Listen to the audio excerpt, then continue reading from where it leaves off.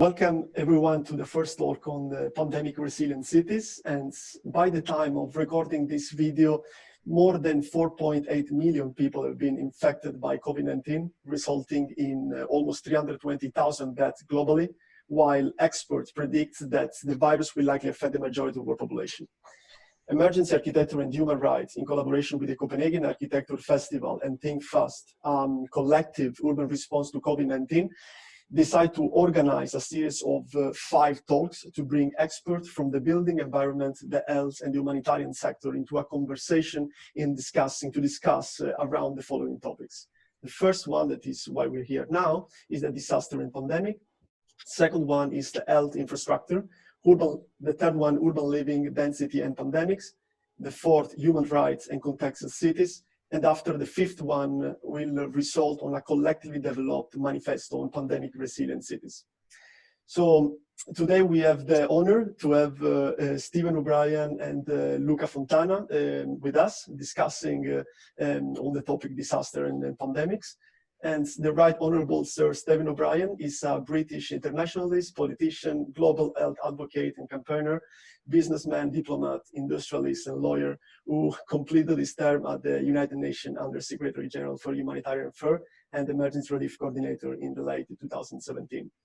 And we are also connected from Accra with Luca Fontana. Is an environmental toxicologist and epidemiologist, WASH IPC specialist with a comprehensive knowledge and an extensive experience in outbreak prevention, preparedness and response. Luca Fontana specialized in hemorrhagic fever with more than 4 years of field experience in Ebola outbreak response and a notable experience in cholera, plague and other infectious disease, working on the field and at EAHR, headquarter level with MSF and WHO. So thank you so much Stephen and Luca to participate to this first talk. And now I will leave starting with Stephen to discuss and giving his thoughts on the topic disaster and pandemic. Thank you. Well, thank you very much indeed, Michaela, and I'm delighted with Luca to be engaged with you on this very important and timely topic, and I hope that we can reach an audience where we can think about how to do things better for the future, given that we are currently faced with the immediacy of a response. And that is, of course, seen a very wide range of responses and understandings about the current coronavirus, the COVID-19 attack on human health, which respects no borders, which has no recognition of all the systemic machinery of governance and activity and indeed concern that we have put in place as human beings around the planet. And whether that's at the highest multilateral agencies such as the UN and in particular in this case the WHO, or whether it's at country level or even local community level, the difficulty is that when you have a pandemic, already by the very fact it's a pandemic, your response is behind the curve. So it seems to me that whilst I think that there are some examples of some outstanding work and outstanding response, we have to bear in mind that what impels us is, of course, at one level, fear, but at the other level, it is our normal and completely proper response as fellow human beings, as global citizens, that we want to save life and we want to make sure that people do not suffer and are protected. So it seems to me that on the current crisis that we face, that whilst each and every death and everybody who has suffered through illness, even if they recover, and the effect upon their loved ones, their communities, and of course we can see in terms of people's hopes, because of the way it's having such a devastating effect on economies and survival. These are all tragic instances and they're all individual, and as individuals we share and empathize with that. At a more general level, you could even say a political level, this is a really terrifying wake-up call to the world. It is notable that there have been some people, notable influencers in the recent years who have warned of such a major attack upon the expectations and sense of security that we have as humans on this planet. And in particular, I think a lot of people are quite rightly referring back to some work that Bill Gates did in 2015 to try and alert the world to this being one of the greatest potential threats, and where perhaps the richer part of the world, the northern and western hemispheric parts of the world, did not take enough note of the SARS and MERS experiences, thinking somehow they related to the eastern hemisphere and were not quite so relevant to their planning. And coupled with the fact that, in particular, where we have democracies, of course, a system of government I would be absolutely passionate in defending and promoting, but they do have this difficulty of not having a coercive or command and control approach, just when you need to have a universal approach to response. But also because the nature of government is that it is the unique element in any society which has enough financial firepower to be able to meet at scale the sort of measures that are required to deal with pandemics. And yet, in particular in democracies, taxpayers do not like to hand governments money for them to hoard against a rainy day. They find that worrying. They're not that trustful of governments using their money well, and therefore the sort of ensuring against, preparing to mitigate and doing the right things in advance against the potential of a risk that may never happen. And even if it does happen and you do well, you can never prove that but for what you did, you prevented something even worse. So you have a very difficult dialogue with your essential funders. So whilst I don't want to make this always come back to money, you can't do anything without money. So you have to think about what drives that. And that then leads us down the track that this webinar is about, which is where can the built environment interact with that? And how do we ensure that the marriage of political and governance and necessary actions to thwart, avert, manage, contain disease, which is highly transmissible, and as I say, respects nobody's wealth or their borders, and how do we do that at the same time as making sure people can have a continuing confidence that they can build their lives and have hopes and dreams that have characterized the world certainly over the last 50 years. So I think there's a real responsibility upon those who are responsible for the way in this ever urbanizing world, and particularly now as the southern hemisphere, being overgenerous, but the southern hemisphere is broadly seeking to emulate what has taken place over 200 years in the northern and western hemispheres, i.e. urbanization, and the gathering in much closer densities of people and activity. How do we make sure that that is planned in, designed in advance, in a way which is going to help us have a better chance of maintaining the equilibrium against health threats which can come out of nowhere? And one of the things which is being talked about pandemics is how somehow it's a slow emerging issue. It isn't. You could say that whenever the virus took hold, and it's said to have started in Wuhan, whenever the virus came out, there was one, then two, then three cases. At that point, it was very quick, and the response, should it have been recognized and should it have been contained at that point, we could have prevented a pandemic. And that's the nature of a health emergency, is that it starts very small, but has this capacity to exponentially grow incredibly big. And then it's very, very difficult to bring it back. Whereas a natural disaster tends to be immediate onset, huge, and you're trying to bring it back.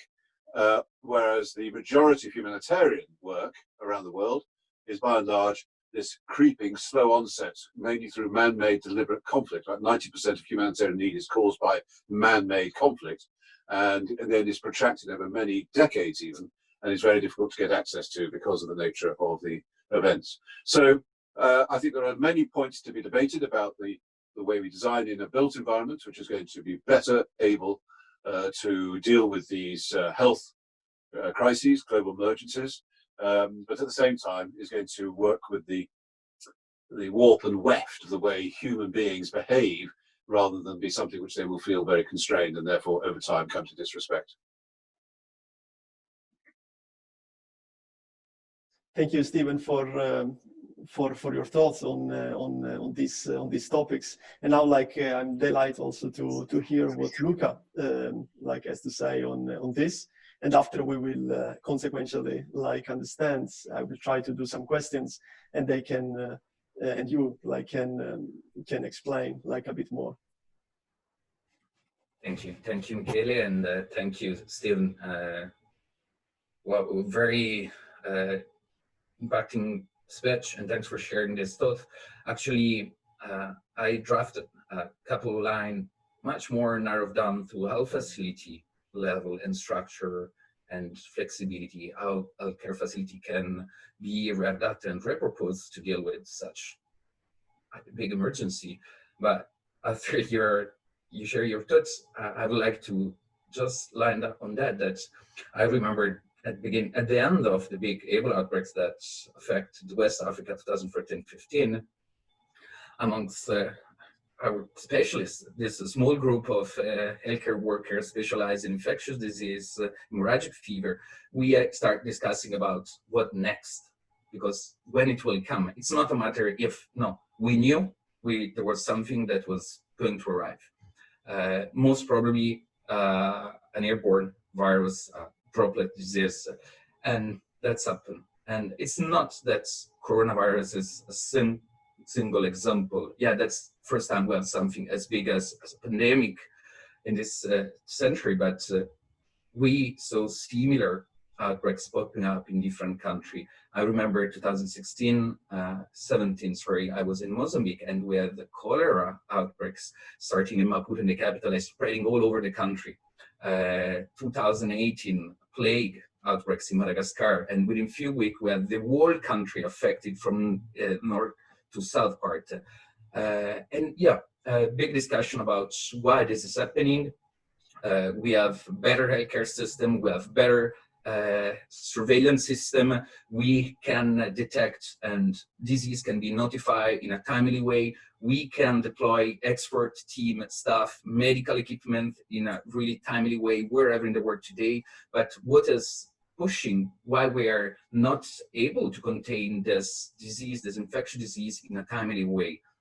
And yes, I mean, I've been studying a lot on cholera and how climate change and how mega city overcrowded affect the onset of this disease all over the world.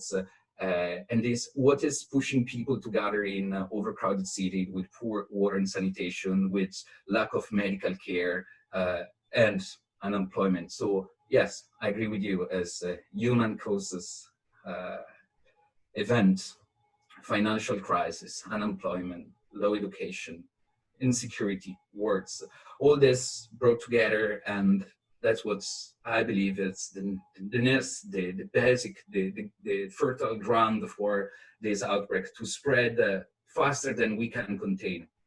Then going back to my current experience today with COVID and how our city, our health system in the high-income country respond to that is something that make me thought, because I've been responding to outbreaks for the last 8 years, mostly in African country, and collaborating with the African Minister of Health. And we always manage to work with them, repurpose not only facility, but the health system itself. It's more our country that are sometimes used to deal with emergency, are used to deal with infectious disease. They know how to do contact tracing. They know how to do health promotion among the population. It takes time. I'm not saying it's easy to change human behaviors and get them acceptance, strengthen their acceptance, their understanding of the disease, but we usually manage after a while. What I'm seeing, what I'm experiencing today, working in high-income country, is that yes, true, we have sometimes higher quality in terms of medical care, in terms of healthcare facility, but we are dealing with a very rigid system, very bureaucratic system, very administrative system. Big hospitals that have not been taught and designed to be flexible. Facility that cannot be easily repurposed. Medical staff that is highly and super specialized trained in one specific topics, but as soon as we need flexibility and we need to remold our whole health system to respond to such an unprecedented emergency, everything gets slowed down by this bureaucracy, by this administrative procedure, by politics.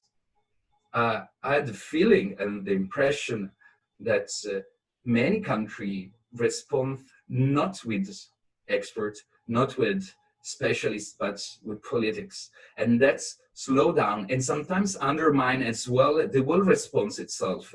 Wrong decision has been taken or right decision has been put on standby and slow down because of other interests.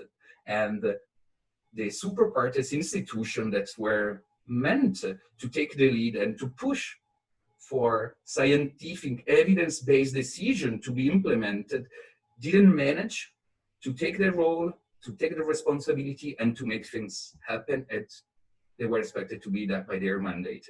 So something that, yes, I agree we should review at some point with this multidisciplinary approach, reconsidering mandates and how mandate of some UN agency state how this big outbreaks, big emergency should be handled in a more transparent and focus on people well-beings, aiming just to contain this policy, contain this emergency, slow down, reduce the impact on human beings, the cost of human life that these outbreaks is actually taking to us today.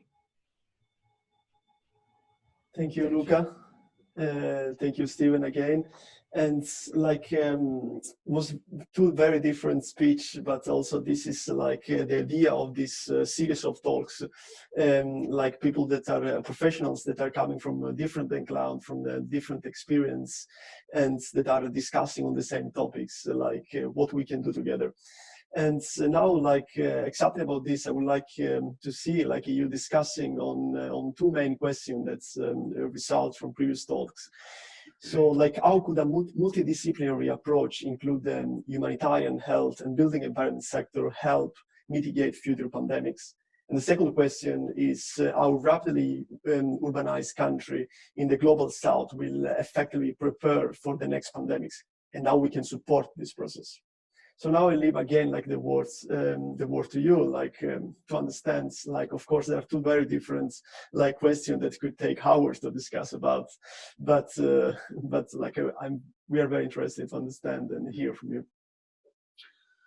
Well, I think as a discussion, and maybe Luca and I can debate this, it seems to me that the clue to your first question, and perhaps some of the mitigating and design issues we can put off to the second question, but in terms of the way that you make things happen or you help stop bad things happening is in the end an imperfect position. It is inevitably deeply shrouded in politics because you have all the vested interests, and you will have some leaders in some form or another, whether they're medical leaders or political leaders, who are doing their best to try and find a way through that is in the best common interest. And at the same time, you will have some politicians, and I speak as I do at the moment to you from the UK, where our leading political figures here have said they're relying absolutely on the science, which they've been doing. Their problem is the scientists don't agree, particularly on a thing which is emerging. So, you know, at what point are you relying on science, or do you take inputs from science and then still have to make effectively a political decision? And then at the political level, whilst nobody would actually go as far as putting it in these terms, and I certainly would be very, very disturbed if they did, but you know, there are some people who think that the damage to the economy is as bad as the imperative, the humanitarian imperative of saving life, or the medical imperative, the drive of the doctors, the nurses, the cleaners, and all those in the social care homes who have been absolutely desperate to save lives. And so I think the clue to the question here is your use of the word. It's an English word, and I appreciate that's not everybody's first language, but it happens to be very, very well phrased. You talked about multidisciplinary. You did not say multilateral or global or international, because I think the key to this is discipline. What is the way of learning the lessons that Luca learned from Ebola and from his cholera and so forth? Did the UN, I mean, I'm very pleased that Ban Ki-moon, as the last thing he did before he left office, said sorry about the terrible cholera outbreaks in Haiti as a result of UN peacekeepers having discharged their human soil into the watercourses, which then caused that to be affected. And so, but what lessons we learned? No, we can't raise the money, and there are no current wastewater systems in Haiti, which is what you need to make sure that you don't have a repeat outbreak. So the question is, how do you learn the lessons from these things in the past? Because that would make sure that we are averting, or at least mitigating, even better today's COVID than we are doing, even though a lot of people are doing amazing work, because we tend to know what we should do, but then finding the way to get the consent, finding the discipline to allocate public money and to make it happen against a possibility, but not a guaranteed outcome. I have to say, I'm completely persuaded there will be more pandemics, and they will come from sources and viruses and goodness knows what, that we can't yet even understand, let alone know where they're coming from. But the part of the discipline and part of this debate is what are the structures that the world needs to, from this wake-up call, address. And I think that the problem, although I think that the Director General of the WHO, Tedros, and his team have come under a lot of unfair criticism. I think they've done an amazing job. I think the biggest problem is actually the way the World Health Assembly is structured, because effectively the mandate is constrained by a sort of veto of member states who want to protect their individual interests rather than seeing it pan-border, pan-global, where you actually have the authority, as someone like Tedros, to call a global emergency, even when it's a very small stage. So let's go back into history and see what lesson we should have learned. Had it been possible for the WHO to say to President Baikaroma in Sierra Leone, at the point when there were only about 5 Ebola cases, look, you've got a potential terrible pandemic here in Sierra Leone. I'm very sorry, but you're going to have to close down your economy and your social movements, because we now need to get in and to really contain this thing. But of course, and of course, as President of Sierra Leone, he had the interest of not doing that. So where does that authority come from that would enable us to have the discipline, not only to learn the lessons from the past, but apply them in a way which can be implemented? And then the emergency responders and all those can go and do their work, which they're exceptionally good at. Well, thanks, Stephen. Very insightful thought for this one. And again, I have to agree on that. Even this debate is multidisciplinary, and that's what everything should be. I'm a pure technician.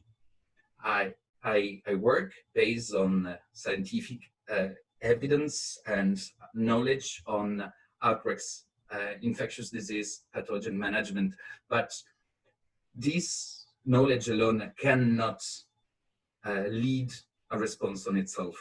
And not only today as happening, or in the Ebola outbreaks or our previous cholera outbreak, or in the future one itself. Something that will have to be reviewed as well, and not about the global management system and this veto system, this veto system itself, but all the guidance we have. I'm thinking about the International Health Regulation that was published for the first time in 2005, where all the state members agree on sharing information, sharing data, working in collaboration for this kind of emergency. We are witnesses today that it's not working, and not because from a medical point of view there is something wrong, but because the medical war itself is not a standing alone universe. Is lying into the commercial economic system of a state member, market, commerce, tourism, the economical crisis itself that is coming along with this kind of emergency that we saw in the West African country, that we are seeing today at the beginning in some country. It's something that we should consider since the beginning. This preparedness that Stephen was talking about before in his first speech is something that should be guided by a multidisciplinary approach. However, we know, preparedness doesn't have good results. Either there is nothing coming out, so no credit for all the effort done for preparedness, or it failed because something is coming up. But however, we should always look into this preparedness as multidisciplinary, putting together experts from health, politics, donors, funds, economics, anthropologists, something we always forgot in outbreak response as well. So this is, for the first question you mentioned, Michele, the multidisciplinary approach. This should be a constant all over preparedness, reading and response. And as well, for the second question, it come along as well. How can urbanizing country in the global south effectively prepare for the next pandemic in working together with this multidisciplinary approach, learning from the past and using somehow taking advantage of this lesson learned, this capitalization process that should not just stay on paper and be published inside nice report, but be integrated for future decision at all levels, at local level, country level, national level, and global level, especially because at some point, and this pandemic is teaching us a hard lesson, is that we need collaboration amongst different government institutions, sharing data, transparent communication, and strict collaboration. I do think, Luca, you make some really important points, because what prompts me to be concerned about the current pandemic and what I call a wake-up call is that at one level you could say COVID-19 has the advantage that it is affecting everybody, and therefore in particular it's affecting the rich first world and their economies. And whilst there's going to be a long tail of payback for the massive government support to keep people afloat, there is going to be a will to try to stop such a thing happening again. And we don't have to go back very far to see the massive difference when you have a disease, a pandemic, which affects people, including the rich world, whose ways of life are completely disrupted. Something like HIV/AIDS, where huge amounts of research money was poured into that. And so today, with some success, antiretrovirals are working.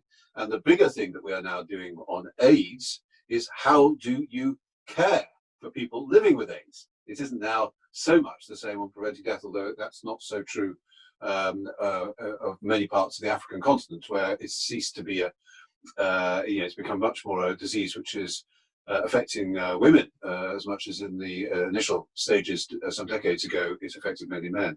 So I think there is a lesson to be learned that when you have something which affects the rich world, you have much readier access to funding. I mean, I've been working, as you know, on malaria and neglected tropical diseases for 40 years, and our biggest problem is it's a disease of the poor.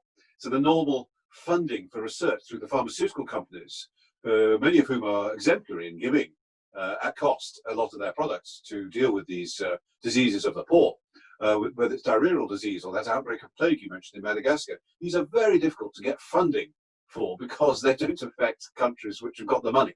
And then the multilateral system has to call for it, but after the event has taken place, because it's very difficult to raise money if you haven't got the proof that the thing is happening.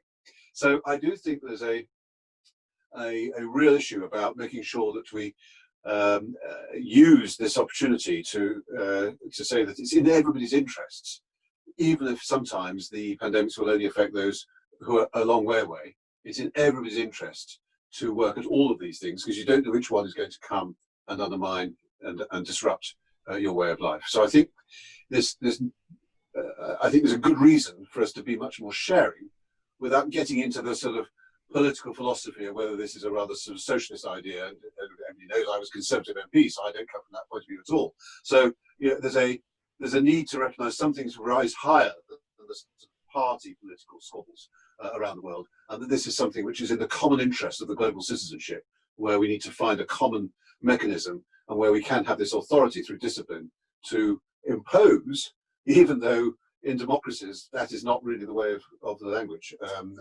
and this is quite a tricky area. There is a template to be picked up, because as you may know, I was asked by Ban Ki-moon at the time, the then Secretary General, to work with Margaret Chan on the emergency health task force, and we did look at all these things. In the end, my own view did not prevail. The World Health Assembly decided that it wanted effectively to invent its own OCHA Mark II to be ready to respond, and wanted about twice the money, in fact, that OCHA gets. It so happens that they didn't get that, and it is difficult, because that was a way of the member states wanted to retain control of how do you operate responses in each country, instead of having this supranational approach. So maybe I'm being too idealistic, but I am very concerned that we're not going to make the necessary steps forward unless we find a way of imposing some form of discipline on lesson learning and how we prepare for the future. Yeah, and I mean, online, your example, I mean, I'm thinking about the 2014-15 Ebola outbreaks. I mean, when all the big effort from pharmaceutical company and big donors start for developing and research a vaccine for Ebola or new treatment, is when we start having people from US, from Europe getting infected as well.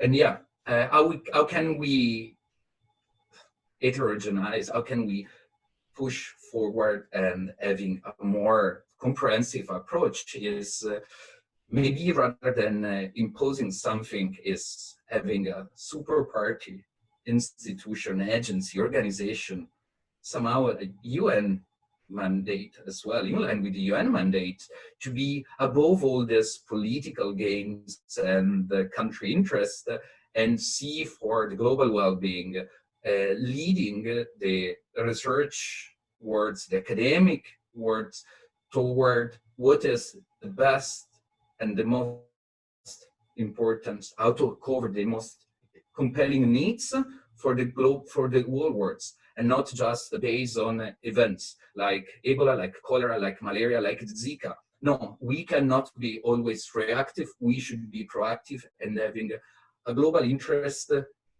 as main goal, and somebody above all this interest leading this process. Something that will require a close review of UN system, the General Assembly taking its position, and big experts discussing around the table with this multidisciplinary approach as key of this discussion as well. Well, I think, Luca, you're absolutely right, and it may be a link to the second question that Michaela wants us to address. But it does seem to me that there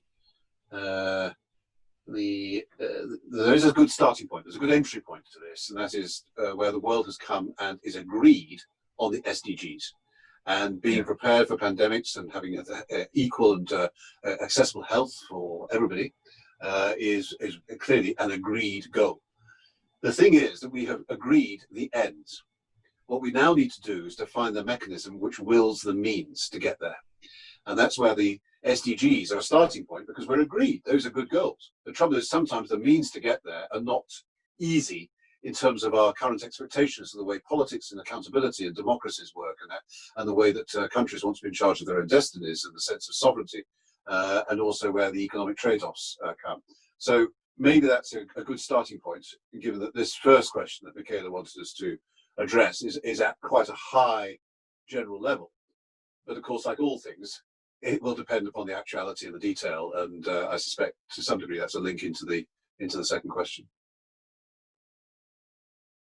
Well, thank you again. And like I think it was a fantastic, like a political, technical, but also like extremely humanitarian talk. And this is like mainly why we wanted to have both of you like on board for the first talk, and why we wanted to open this series of talks like with this speech from both of you.